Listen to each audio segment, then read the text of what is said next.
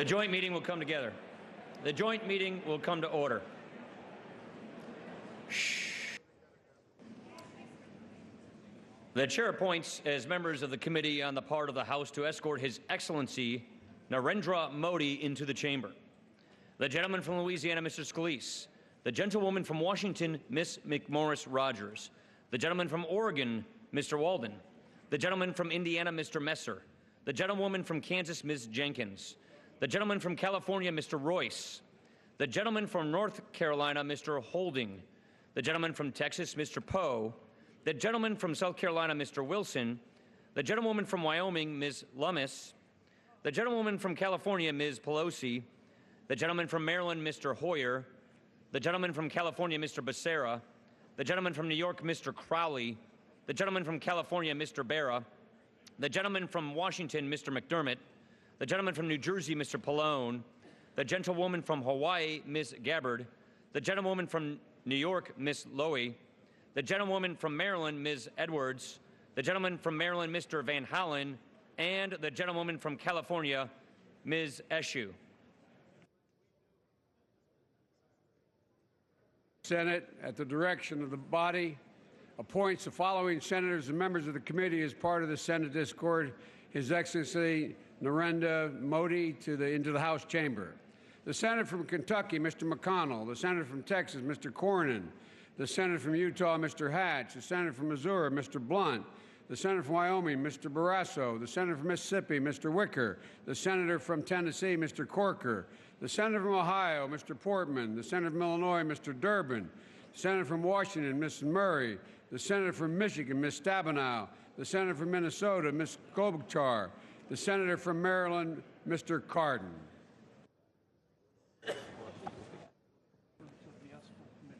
The members of the escort committee will exit the chamber through the lobby doors.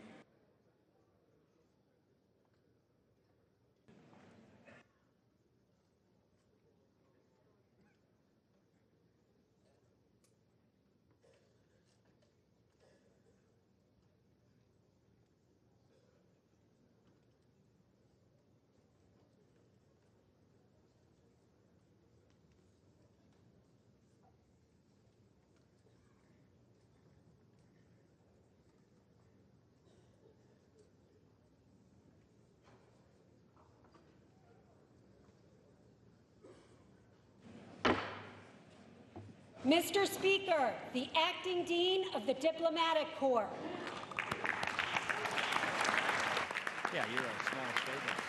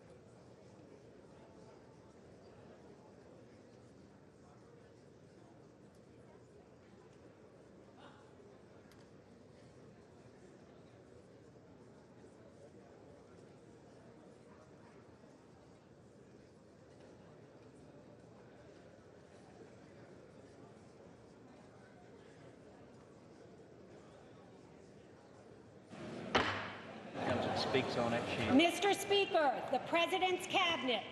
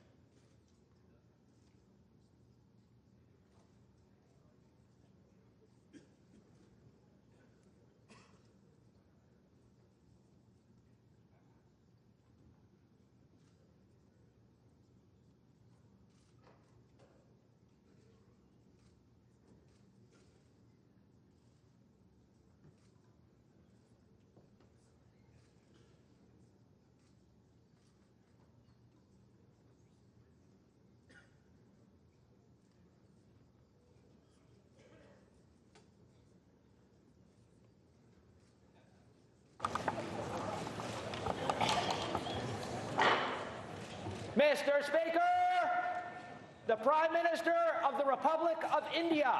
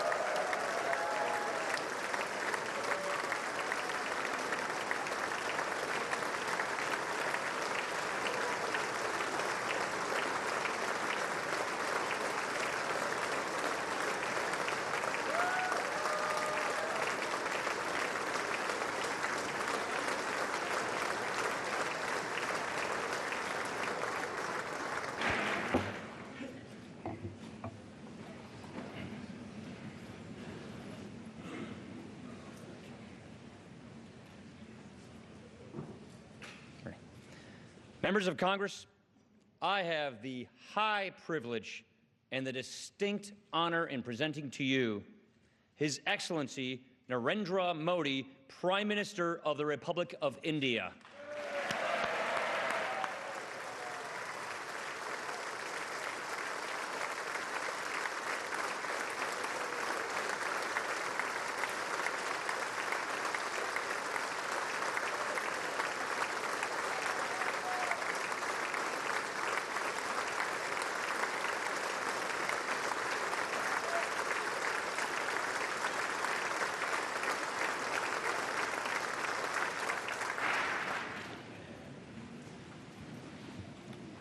Mr. Speaker,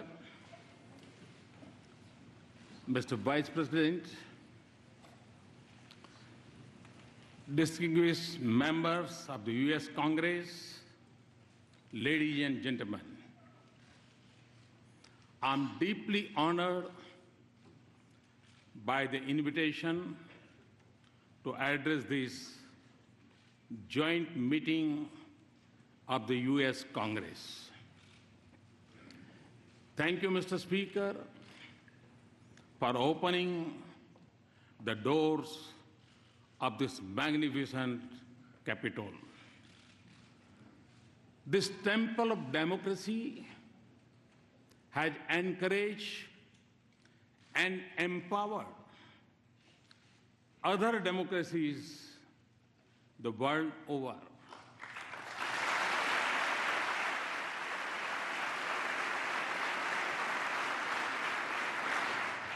It manifests the spirit of this great nation, which is, in Abraham Lincoln's words, was conceived in liberty and dedicated to the proposition that all men are created equal.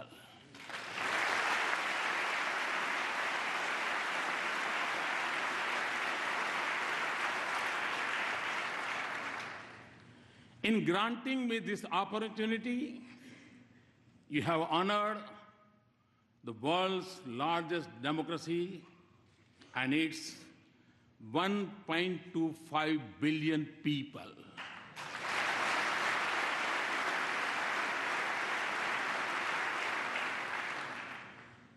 As a representative of world's largest democracy, it is indeed a privilege to speak to the leaders of its oldest.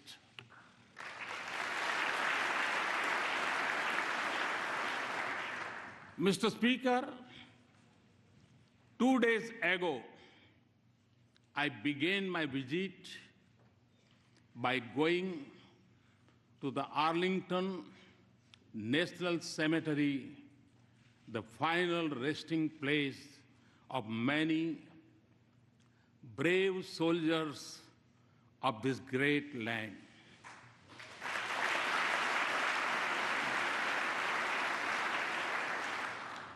I honored their courage and sacrifice for the ideals of freedom and democracy.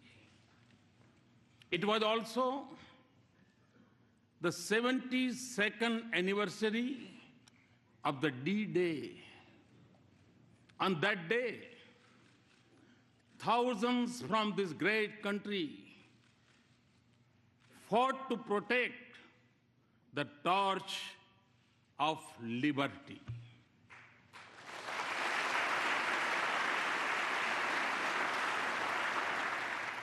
They sacrificed their lives so that the world lives in freedom. I applaud, India applauds the great sacrifices of the men and women from the land of the free and the home of the brave in service of mankind.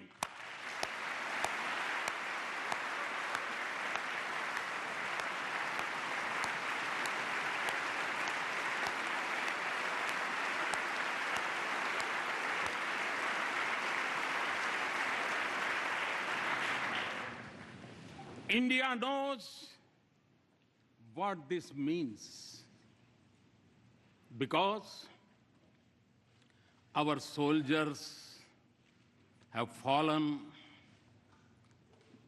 in distant battlefields for the same ideals. That is why the threads of freedom and liberty from a strong bond between our two democracies. Mr. Speaker, our nations may have been shaped by diverse histories, cultures, and faiths. Yet, our belief in democracy for our nations and liberty for our countrymen is common. The idea that all citizens are created equal is a central pillar of the American Constitution. Our founding fathers too shared the same belief and sought individual liberty for every citizen of India.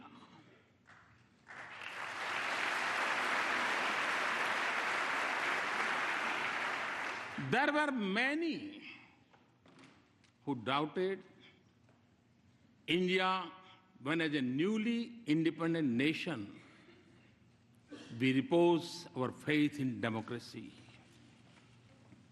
Indeed, wagers were made on our future, but the people of India did not waver.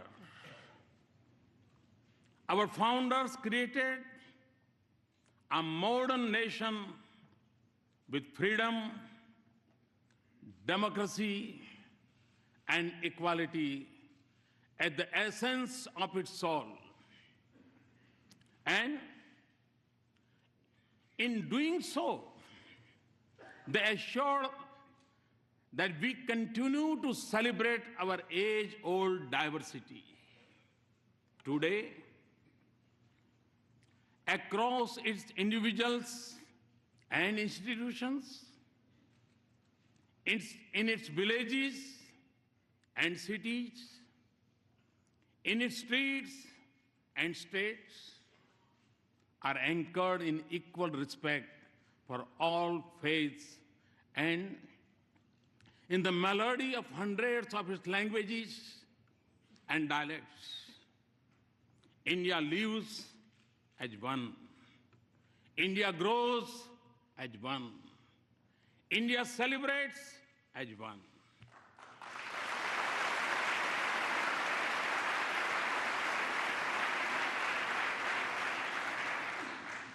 Mr. Speaker, modern India is in its 70th year. For my government, the Constitution is its real holy book. And in that holy book, freedom of faith, speech, and franchise, and equality of all citizens, regardless of background, are enshrined as fundamental rights.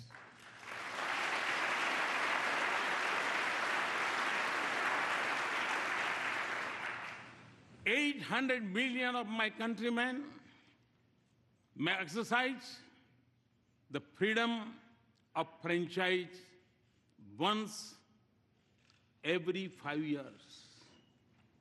But all the 1.25 billion of our citizens have freedom from fear, a freedom they exercise every moment of their lives.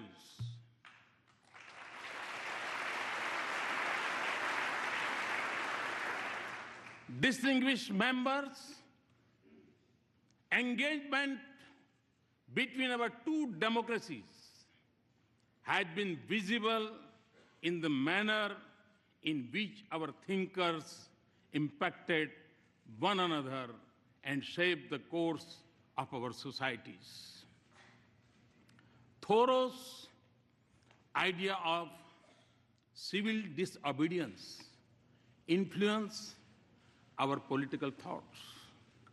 And similarly, the call by the great sage of India, Swami Vivekananda, to embrace humanity was most famously delivered in Chicago.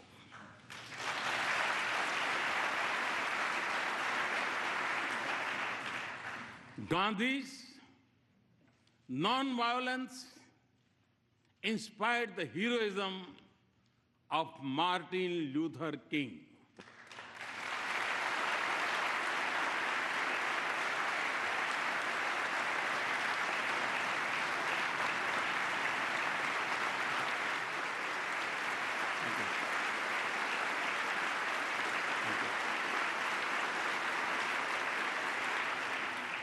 Today, a mere distance of 3 miles separates the Martin Luther King Memorial at Tidal Basin from the statue of Gandhi at Massachusetts Avenue.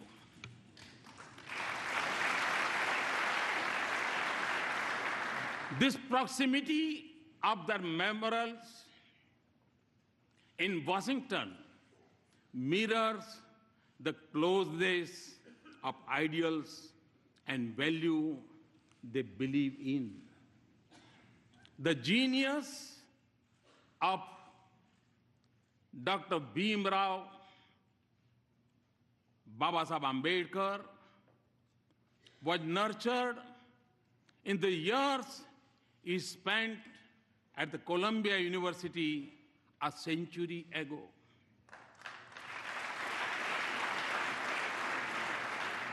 The impact of US Constitution on him was reflected in his drafting of the Indian Constitution some 3 decades later.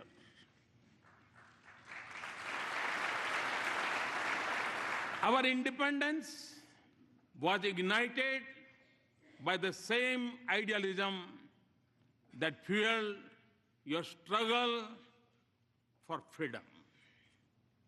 No wonder then that former Prime Minister of India, Sri Atal Bihari Vajpayee, called India and the US natural allies.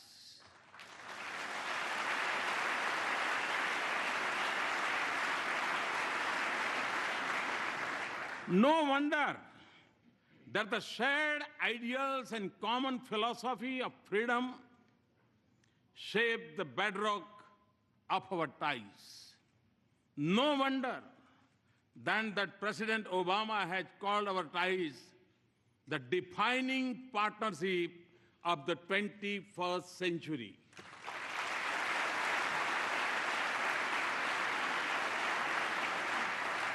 Mr. Speaker, more than 15 years ago, Prime Minister Vajpayee stood here and gave a call to step out of the shadow of hesitation of the past. The pages of our friendship since then tell a remarkable story. Today, our relationship has overcome the hesitations of history.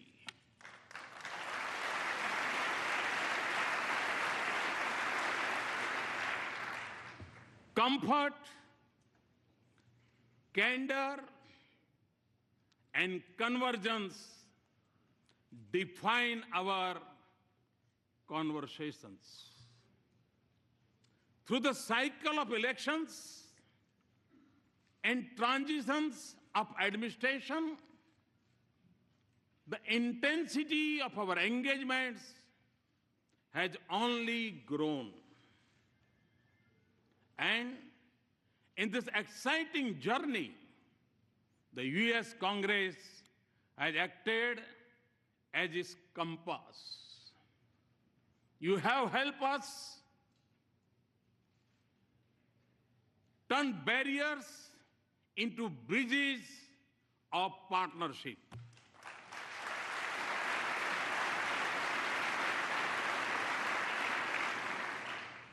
In the fall of 2008, when the Congress passed the India-US Civil Nuclear Cooperation Agreement, it changed the very colors of leaves of our relationship.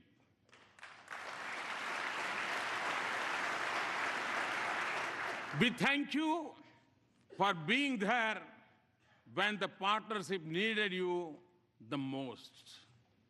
You have also stood by us in times of sorrow. India will never forget the solidarity shown by the US Congress when terrorists from across our border attacked Mumbai in November of 2008.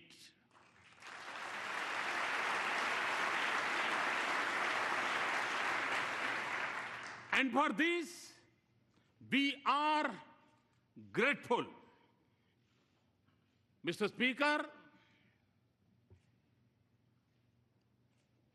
I'm informed that the working of the US Congress is harmonious.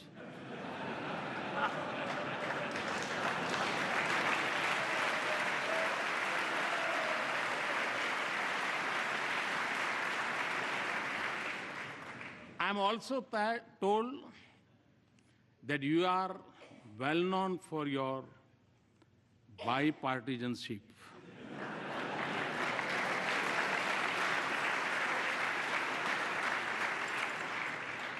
Well, you are not alone.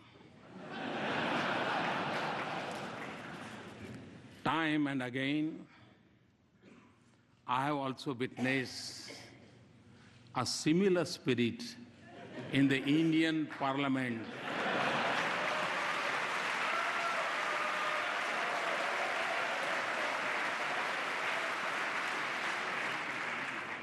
Especially in upper house.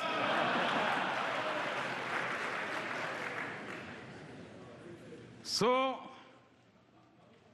as you can see, we have many shared practices. Mr. Speaker, as this country knows well, every journey has its pioneers. Very early on, they shaped a development partnership, even when our meeting ground was more limited. The genius of Norman Borlaug brought the Green Revolution and food security to my country.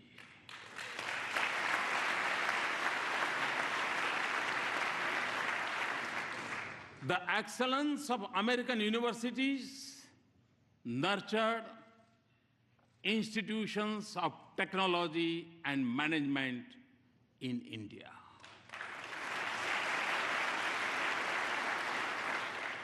And I could go on, but fast forward to the present. The embrace of our partnership extends to the totality of human endeavor.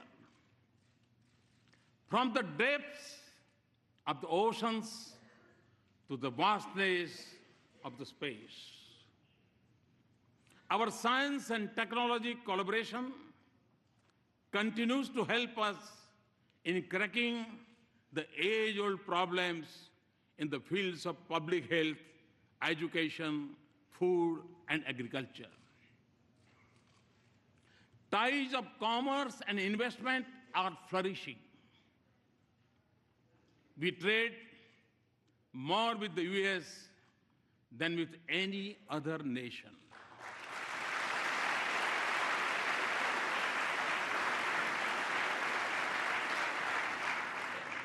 And the flow of goods, services, and capital between us generates jobs in both our societies.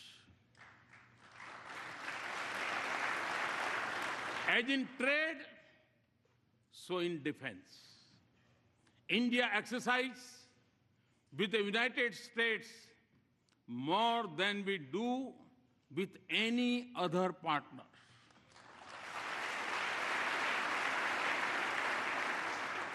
Defense purchases have moved from almost zero to $10 billion in less than a decade.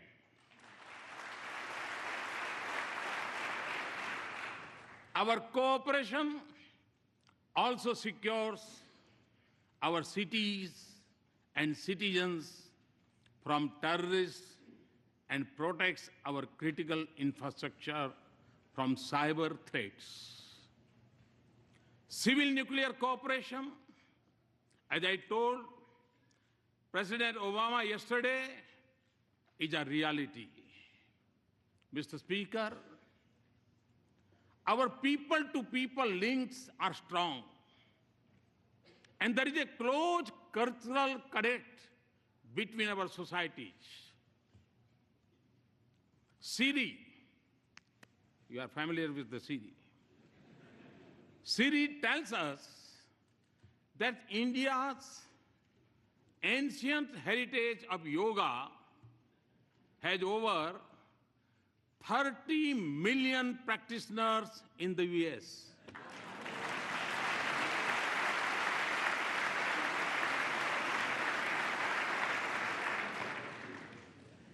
It is estimated that more Americans bend for yoga than to throw a curveball. And no, Mr. Speaker, we have not yet claimed intellectual property right on yoga.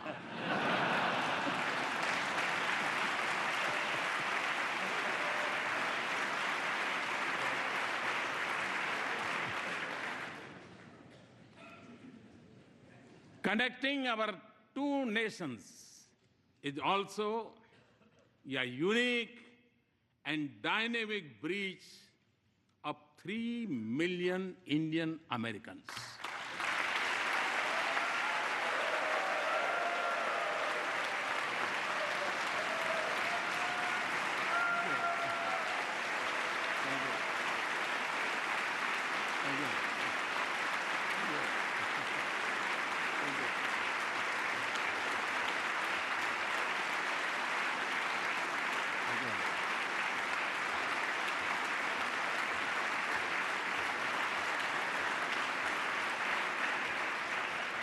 Today, they are among your best CEOs, academics, astronauts, scientists, economists, doctors, even spelling bee champions.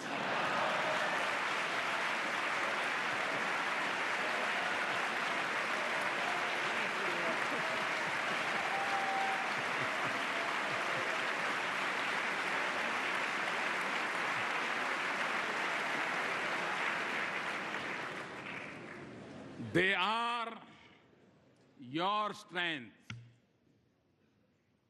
They are also the pride of India.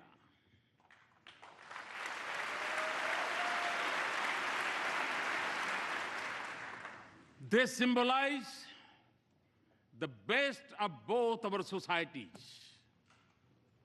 Mr. Speaker, my understanding of your great country began long before I entered public office. Long before assuming office, I traveled coast to coast, covering more than 25 states of America.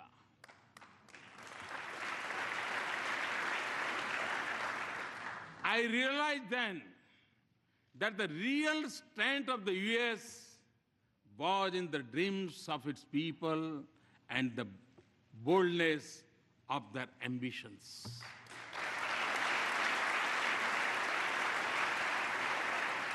Today, Mr. Speaker, a similar spirit animates India.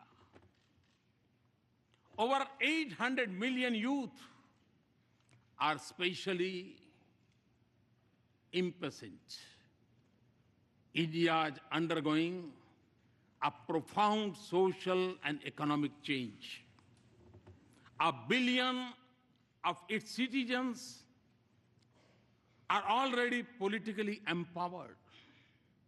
My dream is to economically empower them through many social and economical transformations,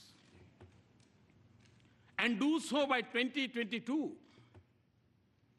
the 75th anniversary of India's independence. My to-do list is long and ambitious, but you will understand it includes a vibrant rural economy with a robust farm sector, a roof over each head, and electricity for all households. To skill millions of our youth, build 100 smart cities, have a broadband for 1 billion, and connect our villages to the digital world. And create a 21st century rail, road, and port infrastructure. These are not just aspirations. They are goals to be reached in a finite time frame and to be achieved with a light carbon footprint with greater emphasis on renewables.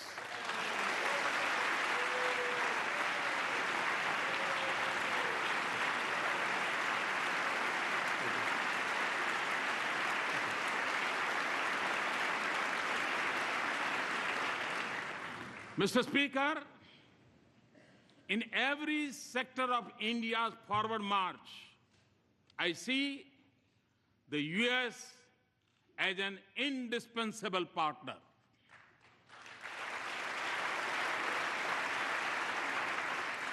Many of you also believe that a stronger and prosperous India is in America's strategic interest.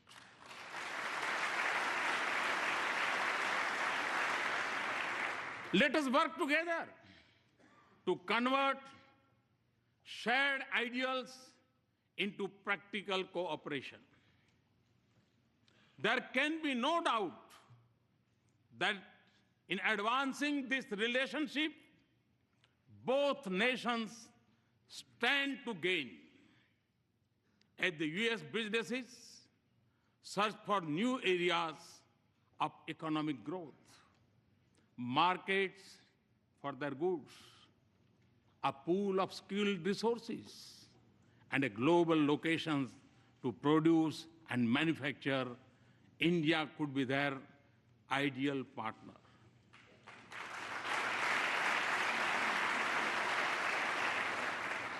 India's strong economy and growth rate of 7.6% annum is creating new opportunities for our mutual prosperity. Transformative American technologies in India and growing investment by Indian companies in the United States both have a positive impact on the lives of our citizens. Today, for the global research and development centers, India is the destination of choice for the US companies. Looking eastward from India, across the Pacific, the innovation strength of our two countries comes together in California.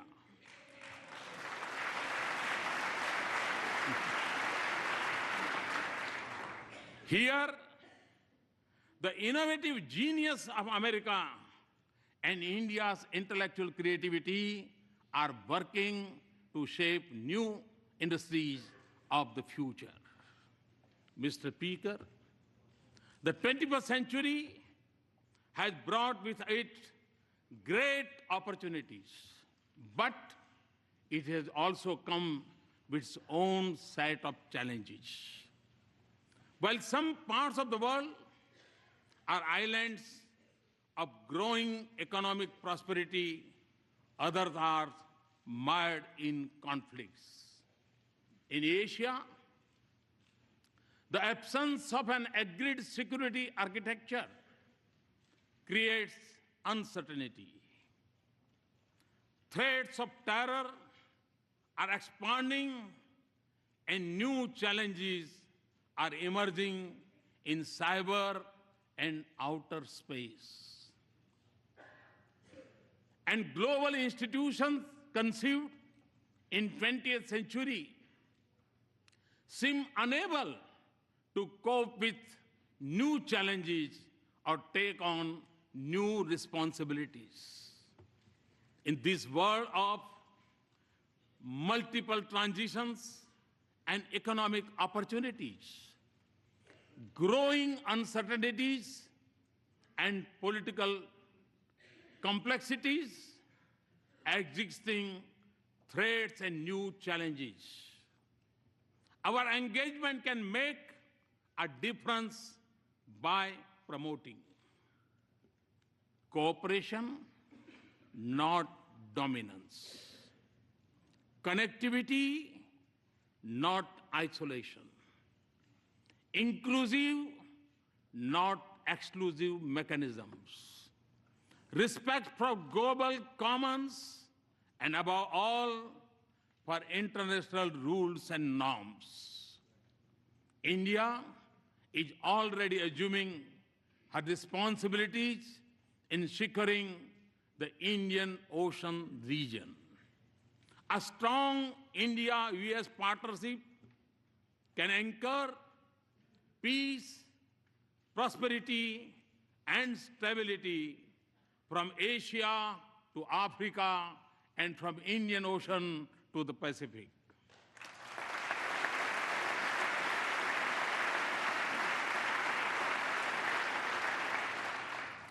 It can also help ensure security of the sea lanes of commerce and freedom of navigation on seas.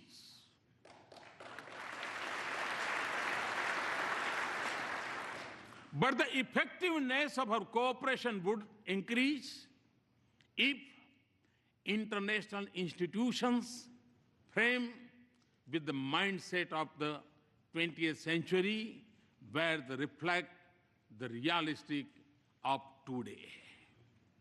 Mr. Speaker, before arriving in Washington, D.C., I had visited Herat in western Afghanistan to inaugurate Afghan-India Friendship Dam built with Indian assistance.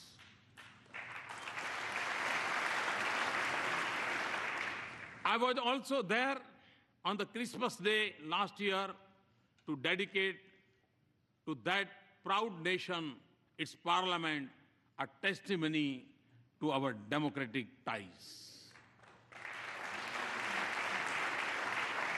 Afghans naturally recognize that the sacrifices of America have helped create a better life.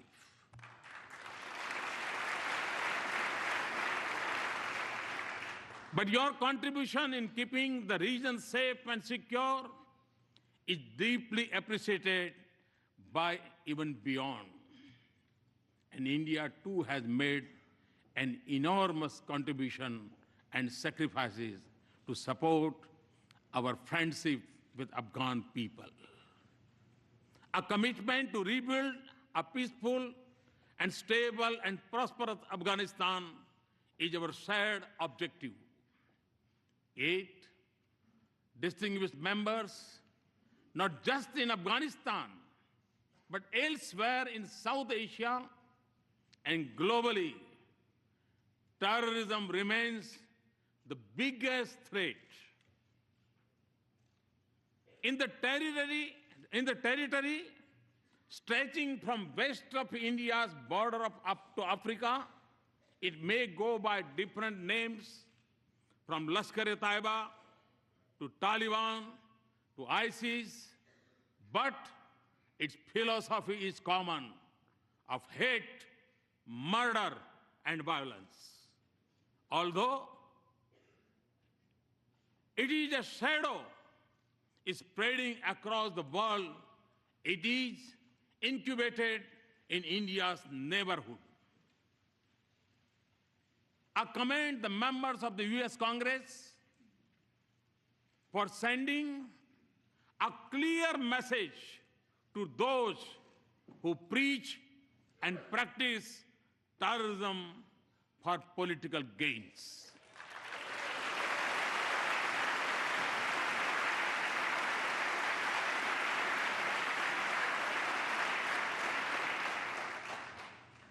Refusing to reward them is the first step towards holding them accountable for their actions.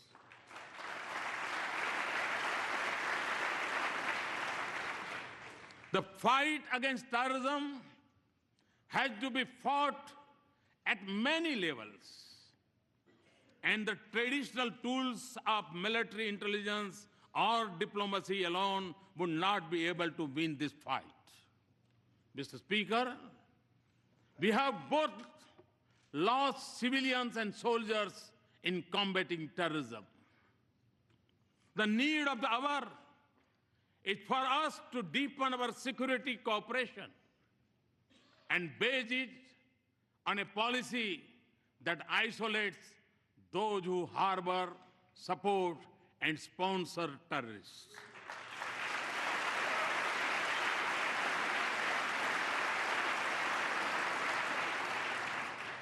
That does not distinguish between good and bad terrorists, and that delinks religion from terrorism.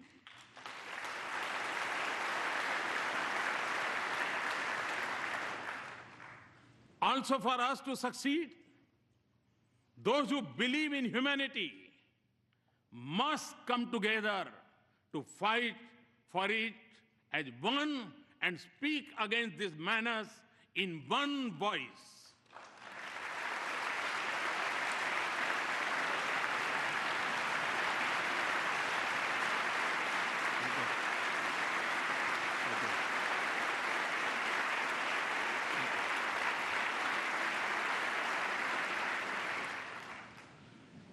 Terrorism must be delegitimized.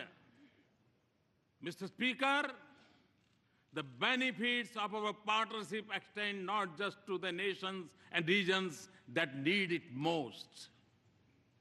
On our own, and by combating our capacities, we are also responding to other global challenges, including when disaster strikes and where humanitarian relief is needed. From our shore, we have evacuated thousands from Yemen, Americans and Indians and others. Nearer home, we have the first responders during Nepal's earthquake, in the Maldives water crisis, and most recently during landslide in Sri Lanka.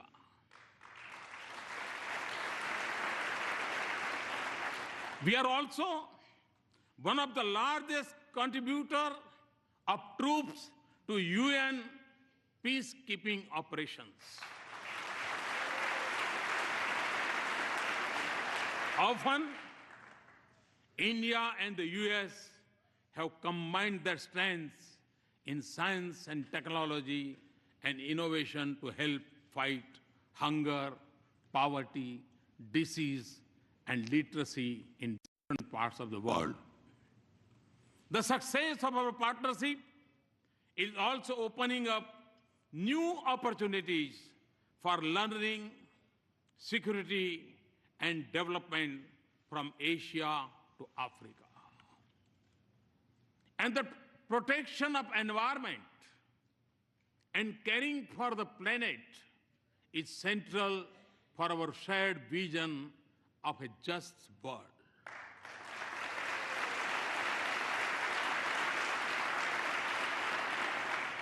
For us in India, to live in harmony with Mother Earth is a part of our ancient belief. And to take from nature only what is most essential is a part of our Indian culture. Our partnership, therefore, aims to balance responsibilities with capabilities. And it also focuses on new ways to increase the availability and use of renewable energy.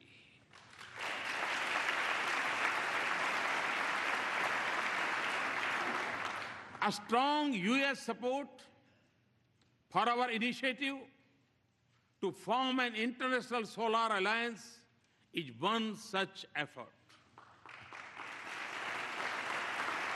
We are working together not just for better future for ourselves, but for the whole world. This has also been the goal of our efforts in G20, East Asia Summit, and climate change summits.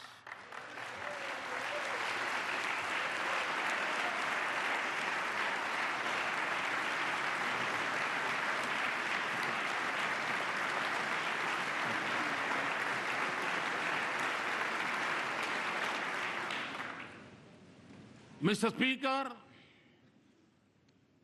as we deepen our partnership, there will be times when we would have differing perspectives. But since our interests and concerns converge, the autonomy in decision-making and diversity in our perspectives can only add values to our partnership. So, as we embark on a new journey and seek new goals, let us focus not just on matters routine, but also transformation, all ideas. Ideas which can focus not just on creating wealth, but also creating value for our societies.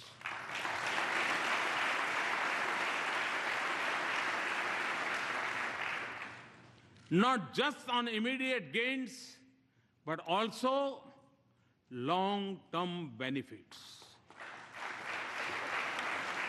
Not just on sharing best practices, but also shaping partnerships, and not just on building a bright future for our people, but in being a bridge to a more united, human, and prosperous world.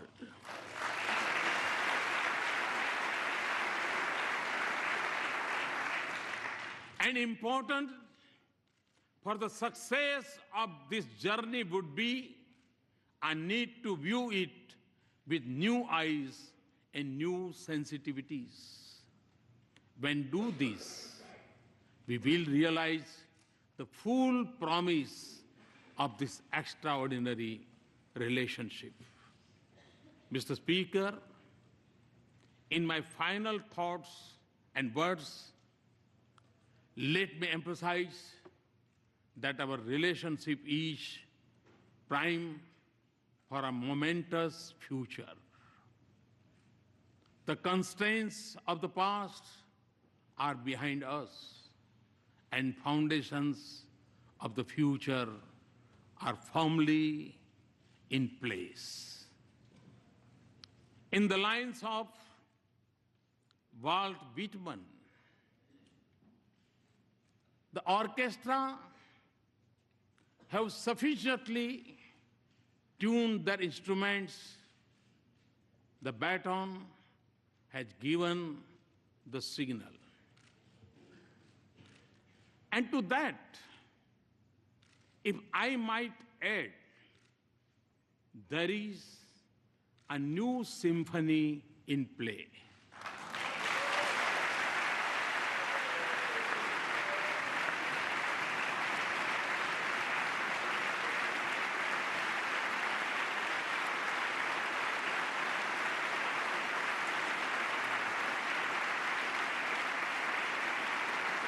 Thank you, Mr. Speaker and Mr. Vice President, distinguished members, for this honor. Thank you very much. Thanks a lot.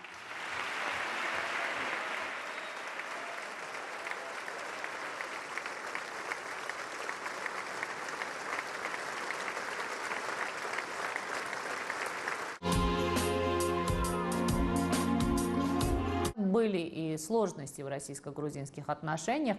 Я помню, например, 2008 год, пока я еще была председателем парламента, когда практически мы стояли у грани войны, когда российские железнодорожные войска вошли в Абхазию для, формально или неформально, для реабилитации железнодорожного сообщения.